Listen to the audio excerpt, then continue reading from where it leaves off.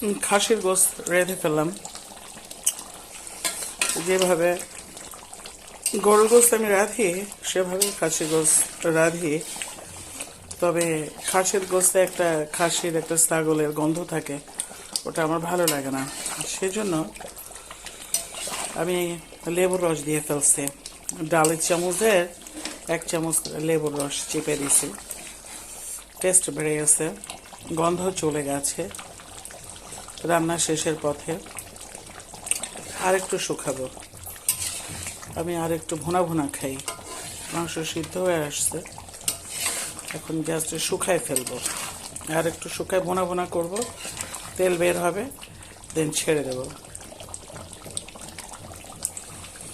সব পারফেক্ট, সব কিছু যেভাবে আদা রসুন ধনিয়ার পাতা দারচিনি এলাচ গরম মশলা জিরা সব দিতে হয়, সবই দিছি। এটা রাতের খাওয়া।